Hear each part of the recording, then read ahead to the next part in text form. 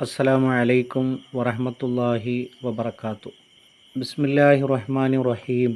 അൽഹംദുലില്ലാഹി റബ്ബിൽ ആലമീൻ.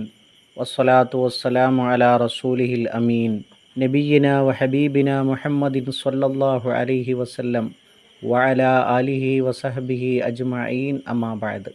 പ്രിയപ്പെട്ട സത്യവിശ്വാസികളെ, വിശ്വാസിനികളെ, നമ്മുടെ ജീവിതത്തിൽ സ്ഥിരമാക്കേണ്ടതും പതിവായി ജീവിതത്തിൽ വിട്ടുപോകാതെ കൊണ്ടു നടക്കേണ്ടതുമായ ചില അമലുകളെ പരിചയപ്പെടുത്തുകയാണ് ഇവിടെ. മഹാനായ റസൂലുള്ളാഹി സ്വല്ലല്ലാഹു അലൈഹി വസല്ലം സ്വർഗത്തിന് 8 കവാടങ്ങളുണ്ട്. ആ കവാടങ്ങളെ വിശദീകരിക്കുന്ന ഹദീസുകളുടെ കൂട്ടത്തിൽ ഒരു ഹദീസിൽ നമുക്ക് ഇപ്രകാരം കാണാം: ഒരു മനുഷ്യൻ നമസ്കരിക്കുന്ന ആളുകളുടെ കൂട്ടത്തിൽ ഉൾപ്പെടുന്നവനാണെങ്കിൽ അവനെ സ്വർഗത്തിൻ്റെ നമസ്കാരത്തിൻ്റെ വാതിലാണ് അവനെ വിളിക്കുക.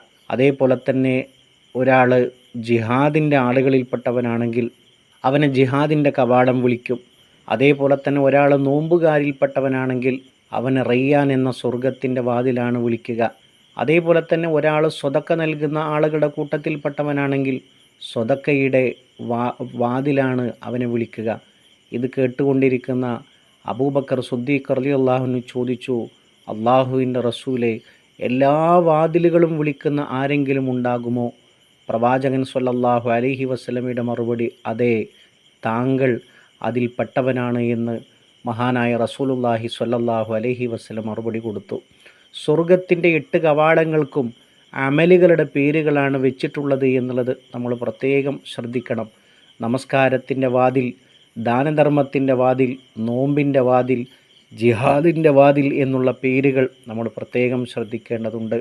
ധാരാളം അമലുകൾ പതിവാക്കി അതിലേത് അമലുകളായിട്ടാണോ മുൻപന്തിയിൽ നിൽക്കുന്നത് ആ അമലിലേക്ക് ചേർത്തുകൊണ്ട് ആ വാതിൽ വിശ്വാസിയെ വിളിക്കുമെന്നാണ് ഈ ഹദീസ് നമ്മളെ പഠിപ്പിക്കുന്നത്. മഹാനായ റസൂലുള്ളാഹി സ്വല്ലല്ലാഹു അലൈഹി വസല്ലം ഒരിക്കൽ പറഞ്ഞു: നിങ്ങൾ സൂറത്തുൽ ബഖറ പാരായണം ചെയ്യുന്നത് പതിവാക്കണം, സൂറത്തു ആൽ ഇമ്രാൻ പാരായണം ചെയ്യുന്നത് നിങ്ങൾ പതിവാക്കണം. എന്നിട്ടോ പ്രവാചകൻ സ്വല്ലല്ലാഹു അലൈഹി വസല്ലം പറഞ്ഞു: അവ രണ്ടും അവയുടെ ആളുകൾക്ക് വേണ്ടി നാളെ പരലോകത്ത് റഹ്മാനായ റബ്ബിനോട് വാദിക്കും എന്നുള്ളതാണ്.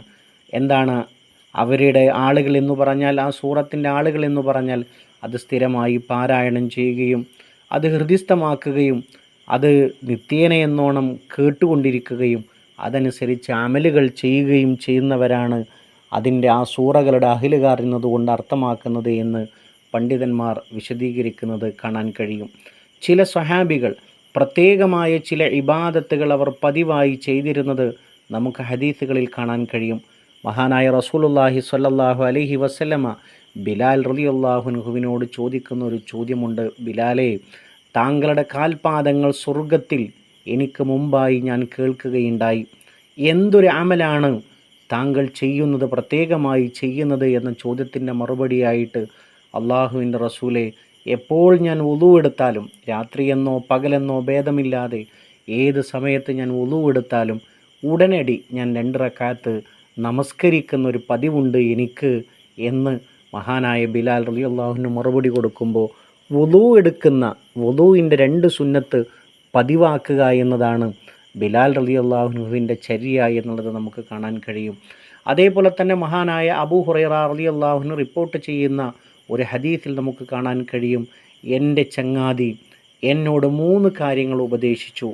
എന്നിട്ട് പറഞ്ഞു, എല്ലാ മാസത്തിലും 3 ദിവസം നോമ്പെടുക്കുക, അതേപോലെ തന്നെ ളുഹയുടെ 2 റക്അത്ത് നമസ്കാരം, അതേപോലെ തന്നെ ഉറങ്ങുന്നതിന് മുമ്പ് നീ എന്ത് ചെയ്യുക, വിത്ർ നമസ്കരിക്കുക എന്ന് എൻ്റെ ഖലീൽ അഥവാ പ്രവാചകൻ സ്വല്ലല്ലാഹു അലൈഹി വസല്ലമ എന്നോട് വസിയ്യത്ത് ചെയ്തു എന്ന അബൂ ഹുറൈറ റളിയല്ലാഹുവിൻ്റെ റിപ്പോർട്ട് നമുക്ക് കാണാൻ കഴിയും. അതേപോലെ തന്നെ ഫാത്തിമ റളിയല്ലാഹു അൻഹ പ്രവാചകനോട് വീട്ടുജോലിക്ക് സഹായിയെ കിട്ടണമെന്ന് ആവശ്യപ്പെട്ടുകൊണ്ട് വന്നിട്ട് പ്രവാചകനോട് പറഞ്ഞപ്പോൾ പ്രവാചകൻ കൊടുക്കുന്ന മറുപടിയുണ്ട്: നിങ്ങൾ ചോദിച്ചതിനേക്കാൾ ഖൈറായ ഒരു കാര്യം ഞാൻ നിങ്ങൾക്ക് പറഞ്ഞു തരട്ടെയോ? നിങ്ങൾ വിരിപ്പിലേക്ക് ചെന്നാൽ നിങ്ങൾ 33 തവണ സുബ്ഹാനല്ലാഹ് എന്ന് പറയുക, 33 തവണ അൽഹംദുലില്ലാ എന്ന് പറയുക, 34 തവണ അല്ലാഹു അക്ബർ എന്ന് നിങ്ങൾ പറയുക. ഇതാണ് ഒരു ഖാദിമിനെ ലഭിക്കുന്നതിനേക്കാൾ, ഒരു സേവകനെ ലഭിക്കുന്നതിനേക്കാൾ ഉത്തമമെന്ന് പ്രവാചകൻ സ്വല്ലല്ലാഹു അലൈഹി വസല്ലം പഠിപ്പിക്കുമ്പോൾ വിശ്വാസികൾക്ക് പതിവാക്കാൻ പറ്റിയ ഒരു അമലാണ് ആ ഒരു ഹദീസിലൂടെ നമുക്ക് കാണാൻ കഴിയുന്നത്. ചുരുക്കത്തിൽ പ്രവാചകൻ്റെ ഹദീസുകൾ നമ്മൾ പരതുമ്പോൾ ധാരാളക്കണക്കിന് ഇത്തരത്തിലുള്ള പതിവാക്കാൻ നമുക്ക് കഴിയുന്ന ഒരുപാട് അമലുകൾ നമുക്ക് കണ്ടെത്താൻ സാധിക്കും. റഹ്മാനായ റബ്ബ് അത്തരത്തിൽ ഉപയോഗപ്പെടുത്തുന്നവരിൽ നമ്മളെല്ലാവരെയും ഉൾപ്പെടുത്തി അനുഗ്രഹിക്കുമാറാകട്ടെ. വാഖിറു ദഅവാനാ അൽഹംദുലില്ലാഹി റബ്ബിൽ ആലമീൻ. അസ്സലാമു അലൈക്കും വറഹ്മത്തുള്ളാഹി. വിസ്ഡം ഇസ്ലാമിക് ഓർഗനൈസേഷൻ അവതരിപ്പിക്കുന്ന നേർവഴി എല്ലാ ദിവസവും ഏതാനും മിനിറ്റുകൾ സാമൂഹിക, വൈയക്തിക, കുടുംബരംഗങ്ങളെ വിശകലന വിധേയമാക്കുന്നു. അറിയുക, അറിയിക്കുക. നേർവഴി. Peace Radio. Tune to reality.